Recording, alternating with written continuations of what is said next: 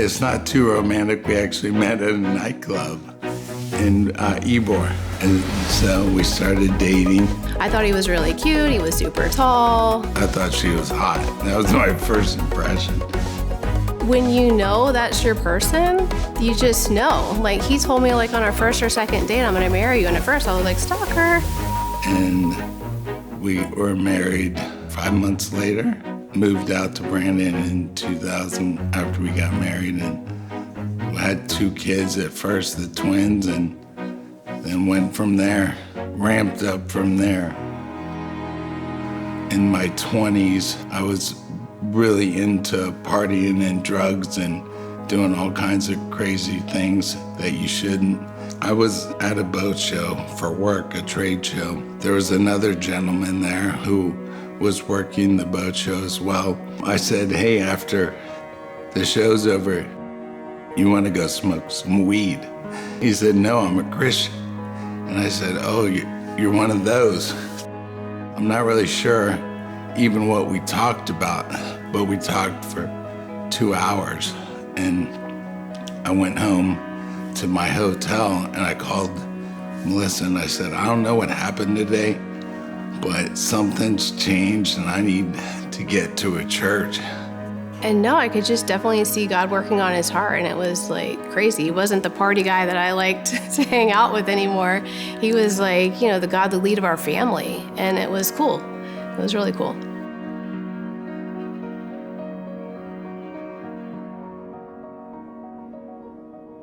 I've thought about it a couple of times when people would ask me, like, why'd you want to adopt? I'm like, I don't really know. Like, it's just something that was in the back of my mind. And, you know, as I got older, I saw like a bigger need. And then Avery was like a year old and I was like, I really want another baby. And he's like, no way. You know, I'm not cut out for that. I don't know if I could love a kid that's not mine, or who knows how they'll turn out. And it's expensive and all those things. I just took it out of my own hands because that wasn't working. I just started praying for God to soften his heart and for him to be ready. Shortly after, you know, Christ changed my life, 3 years to be exact. He like compelled me to want to serve with youth. And serving with the youth, they were going on a mission trip each year. And I was like, I definitely can't do that. That's for super Christians, not me. Anyways, lo and behold, I ended up going on a mission trip to Brazil. But on that mission trip, as clear as when he spoke to me to save me, he spoke to me on that trip. He said,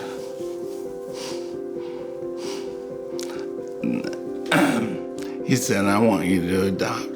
And that was the beginning of a very long journey that spanned, I don't know, 6 or 7 years. We adopted Santana in October of 2011, and then Zariah and DeMarcus, their adoption was completed in September 2013, and then Trey's was March 2017. Just a real magical time of God using our yes and just like bringing these kids to our family.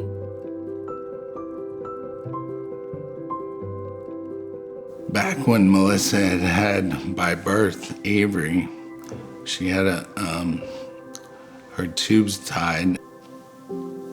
It worked until... Fast forward 16 years, and Melissa comes to me and says, well, I took a pregnancy test and it's positive. He was in his office and he's like, this is what he says. Well, that's weird. Wow. And I'm old too. I was geriatric pregnancy at 40. And I was like, God, you're funny. God has a great sense of humor.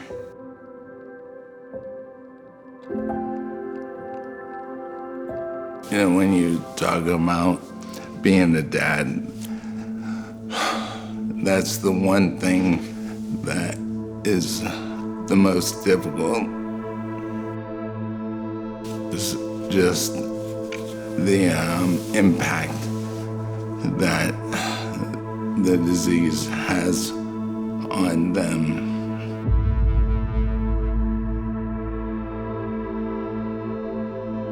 Rich he played sports, he had injuries, he had surgeries, whatever. He's always had a bad knee, a bad ankle. So him having like something weird with his knee or his leg was never unusual. You know, we were out of town for 4th of July and he fell. It was very uneven. There was a lot of trees back there, some exposed roots, whatever. And I was like, well, I would have fallen if I would have been back here too. Like, what are you doing? And he's like, no, there's something wrong with my legs. They don't work.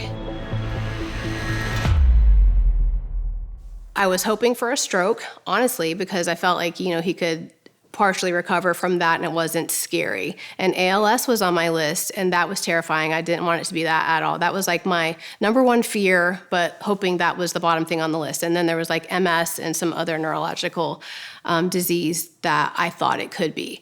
So he went to the doctor and he called me. They said high to very high probability that this is ALS. And I texted him back, that is my worst fear.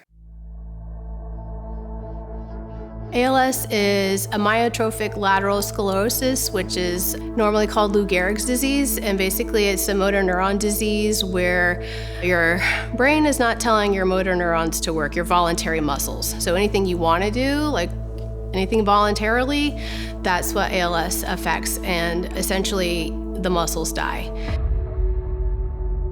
That day was horrible. It was honestly, even after having a miscarriage, that was the worst day of my life. That was the worst thing that I could possibly imagine for our family, that we're at this point in this season and then now this.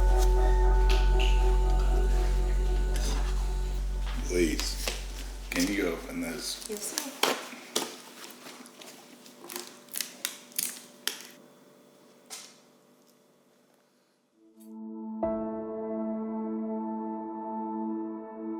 One of the things I struggle with right now is what will I be a part of in their future? Will I get to see my 3-year-old graduate? Will I get to see my 14-year-old daughter get married? And that is a really difficult thing to process. I think that's the hardest part.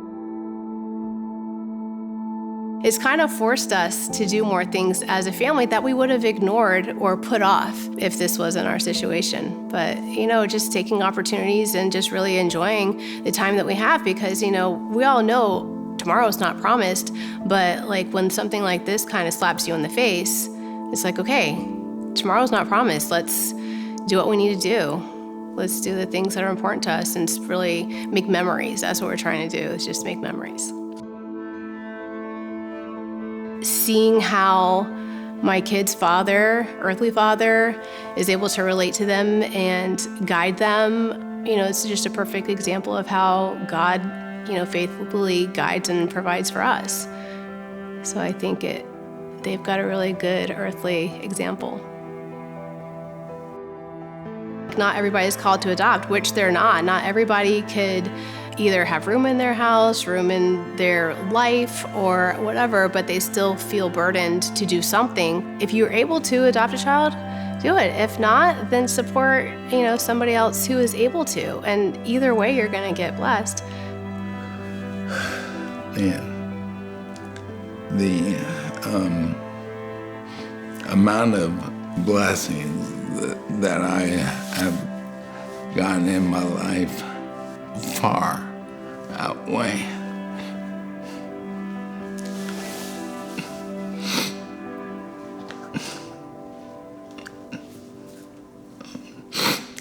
far outweigh what's going on now, you know? I can think of very few things in this world that practically show what it is like for God to bring us into his family than adoption. You know, they're just babies. They didn't bring anything to the table, so to speak. As a part of our family, obviously they inherit us, our love, our family, our care for one another. It's just something that was given to them by us. And it's a beautiful picture of what God does for us. God is giving you an opportunity to be a part of a much bigger story that will transcend your life, your kid's life, and their kid's life. It transcends all that. And you can be a part of a story that lasts for all eternity. Like, why wouldn't you?